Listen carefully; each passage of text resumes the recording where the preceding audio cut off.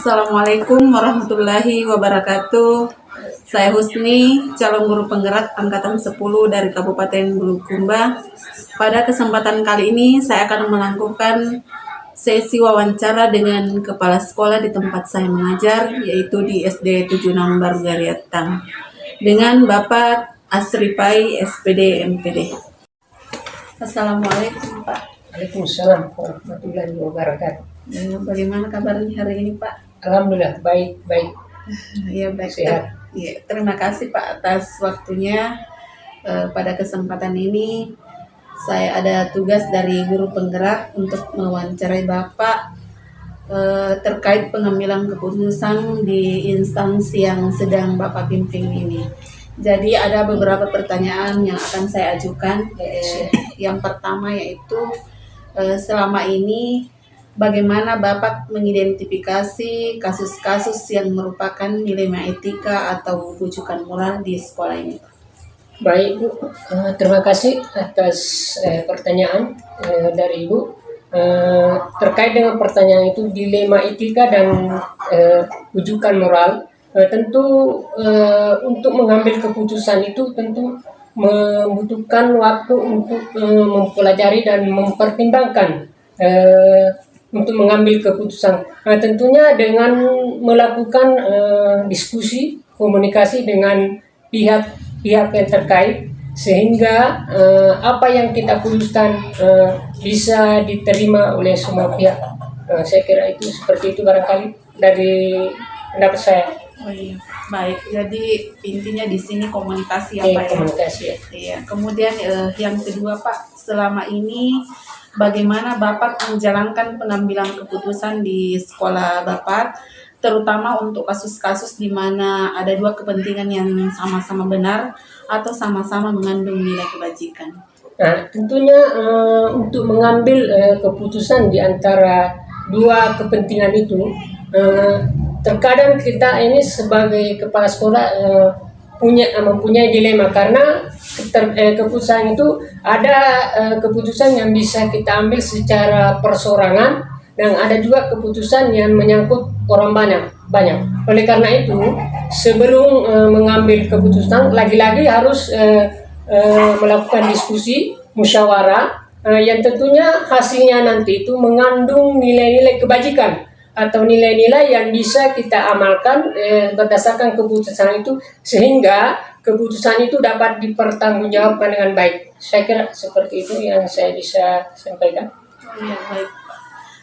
Pertanyaan selanjutnya Pak, bagaimana langkah-langkah atau prosedur seperti apa yang biasa Bapak lakukan selama ini Pak? Tentunya langkah-langkah yang saya ambil sebelum mengambil keputusan, yaitu dengan melihat masalah yang terjadi atau fakta-fakta yang ada di lapangan.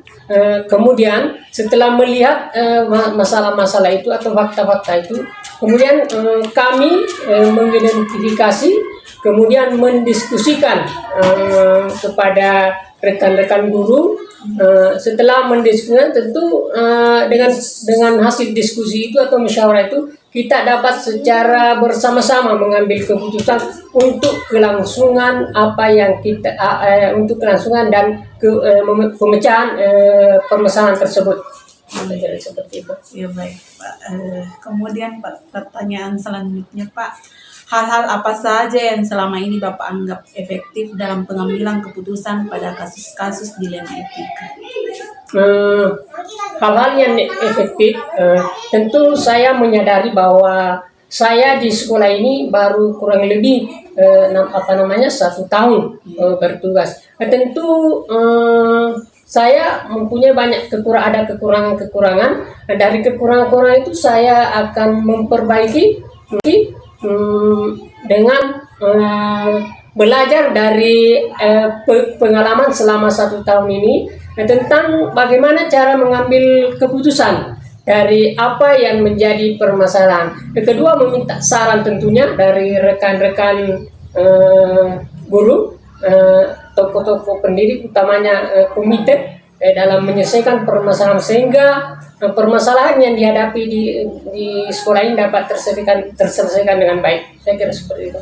Ya, bagus sekali ya Pak. Kemudian pertanyaan selanjutnya lagi Pak, hal-hal apa saja yang selama ini merupakan tantangan dalam pengambilan keputusan pada kasus-kasus dilema etika Pak? Tantangan yang saya hadapi dalam pengambilan keputusan, sebagaimana saya sampaikan tadi, yang saya katakan tadi, bahwa saya baru kurang lebih 1 tahun di sini, tentu masih merasa canggung ya untuk mengambil pengambilan keputusan. Oleh karena itu saya sangat butuh saran, berdiskusi tentang apa yang menjadi permasalahan di sekolah kita ini. Baik. Pertanyaan selanjutnya lagi Pak, apakah Bapak memiliki sebuah tata kelola atau jadwal tertentu dalam sebuah penyelesaian kasus dilema etika? Apakah Bapak langsung menyelesaikan di tempat saja atau memiliki sebuah jadwal untuk menyelesaikannya? Bentuk atau prosedur seperti apa yang Bapak jalankan? Saya sendiri tidak begitu mempunyai jadwal atau tata kelola untuk menyelesaikan suatu permasalahan. Akan tetapi jika terjadi permasalahan di sekolah ini, tentu lagi-lagi saya mengecek permasalahan apa yang dihadapi, kemudian apakah itu perorangan atau melibatkan beberapa orang, kemudian kita bermusyawarah atau berdiskusi untuk menyelesaikan permasalahan itu secepatnya. Bukan saja hal yang terjadi sekarang ini, akan tetapi untuk keberlanjutan penyelesaian permasalahan yang terjadi di sekolah ini. Ya, baik Pak. Jadi di sini adakah seseorang Pak atau faktor-faktor apa yang selama ini mempermudah atau membantu Bapak dalam pengambilan keputusan dalam kasus-kasus dilema etika?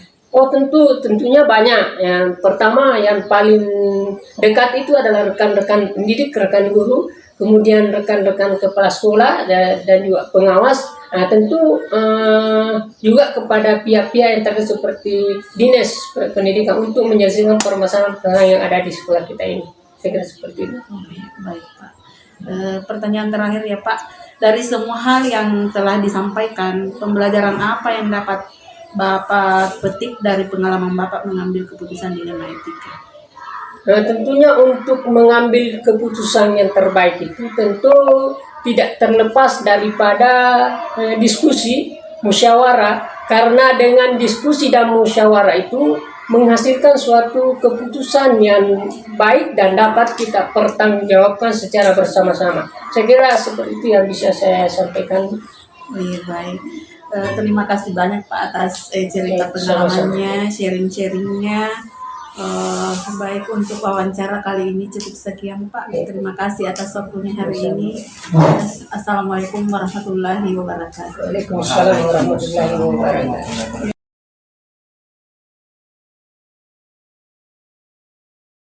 Assalamualaikum warahmatullahi wabarakatuh. Waalaikumsalam warahmatullahi wabarakatuh. Bagaimana kabarnya hari ini Pak? Alhamdulillah baik, Bu. Alhamdulillah. Jadi sebelumnya Pak, terima kasih atas waktunya. Iya.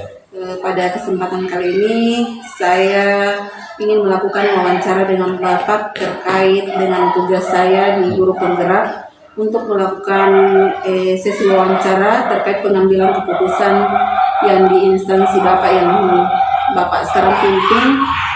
Jadi ada beberapa pertanyaan Pak yang akan saya ajukan. Yang pertama yaitu selama ini bagaimana Bapak dapat mengidentifikasi kasus-kasus yang merupakan dilema etika atau rujukan moral? Iya, baik. Jadi sebagai seorang pimpinan tentunya di sebuah instansi pasti banyak beragam kasus yang kadang keduanya benar namun bertentangan. Baik yang dikenal sebagai dilema etika ataupun salah satu kasus yang satunya benar dan yang lainnya salah. Kedua kasus tersebut memang kita harus mengidentifikasi sehingga kita tidak salah dalam mengambil keputusan tentunya. Kita harus memahami kedua kasus tersebut dengan mempertimbangkan ataupun bagaimana kita berkomunikasi terhadap semua warga sekolah tentunya, dan bagaimana kita memetakan kasus tersebut, apakah masuk ke dalam bujukan moral ataupun dilema etika, seperti itu. Oh iya, baik Pak. Kemudian pertanyaan selanjutnya, selama ini bagaimana Bapak menjalankan pengambilan keputusan di sekolah Bapak, terutama untuk kasus-kasus di mana ada dua kepentingan yang sama-sama benar atau sama-sama mengandung nilai kebajikan? Iya. Untuk kasus dilema etika, saya mempertimbangkan kedua hal yang sama-sama benar tersebut, yang membenturkan faktor apa ataupun pihak yang mana. Apakah kepentingan perorangan ataupun banyak orang? Apakah mengandung nilai-nilai kebenaran atau kesetiaan, rasa adil atau belas kasihan, ataukah berdampak pada saat ini ataupun seterusnya, seperti itu. Jadi seperti itu ya Pak Iya. ya. Kemudian langkah-langkah atau prosedur seperti apa yang biasa Bapak lakukan selama ini? Iya, suara hati dan nalar tentunya harus sejalan. Bagaimana untuk memilih kebenaran yang paling kecil mudaratnya dan besar manfaatnya, tentunya dengan mempertimbangkan kepentingan peserta didik. Jika kasus itu berhubungan dengan peserta didik, berdasarkan prinsip berpikir berbasis hasil akhir, maka kita harus berpikir berbasis rasa peduli juga tentunya. Selanjutnya, bagaimana kita melakukan investigasi dengan memeriksa kembali fakta-fakta dan bagaimana kita menemukan peluang sehingga kita dapat membuat suatu keputusan yang bertanggung jawab. Ya, baik Pak. Jadi hal-hal apa saja yang selama ini Bapak anggap efektif dalam pengambilan keputusan pada kasus-kasus dilema etika? Ya, dalam kasus pengambilan keputusan dengan dilema etika, yang perlu dilakukan adalah dengan menyederhanakan pokok permasalahan. Ya, bagaimana kita membuat masalah itu menjadi sederhana sehingga kita dapat membangun suatu kebijaksanaan terhadap masalah tersebut. Kemudian Pak, hal-hal apa saja yang selama ini merupakan tantangan dalam pengambilan keputusan pada kasus dilema etika itu? Iya, hasil keputusan yang diambil mungkin akan pihak-pihak yang tidak dapat menerima sepenuhnya. Proses untuk dapat memahamkan sebagian orang untuk secara ikhlas menerima dan menjalani suatu keputusan itu menjadi sebuah tantangan, serta untuk tetap istiqomah dalam menjalankan keputusan yang sudah disepakati. Iya, sangat menarik ya Pak. Kemudian apakah Bapak memiliki sebuah tata kelola atau jadwal tertentu dalam sebuah penyelesaian kasus dilema etika? Apakah Bapak langsung menyelesaikan di tempat atau memiliki sebuah jadwal untuk menyelesaikannya? Bentuk atau prosedur seperti apa yang Bapak jalankan? Iya, kalau saya tidak ada jadwal, Bu.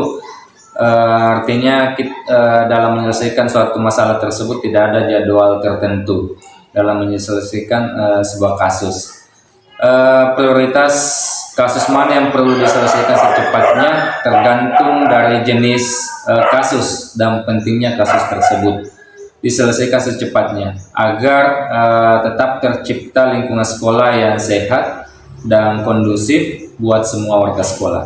Iya, sangat-sangat baik ya Pak ya. Kemudian di sini adakah seseorang atau faktor-faktor apa yang selama ini mempermudah atau membantu Bapak dalam pengambilan keputusan dalam kasus-kasus dilema etika? Iya, komunikasi yang baik dengan semua warga sekolah tentunya, kemudian bagaimana pengelolaan emosi yang baik dan pemahaman tentang teori pengambilan keputusan sebagai seorang pemimpin itu menjadi faktor yang mempermudah dan membantu dalam pengambilan keputusan. Oh iya, baik Pak. Kemudian yang paling terakhir ya Pak ya, dari semua hal yang telah disampaikan, pembelajaran apa yang Bapak petik dari pengalaman Bapak mengambil keputusan dilema etika? Ya, dalam mengambil sebuah keputusan, mengidentifikasi jenis kasus harus bisa dilakukan lebih awal. Yaitu yang menjadi pertama dengan melakukan pengujian-pengujian tentunya. Lalu dilakukan lagi pengujian benar atau salah.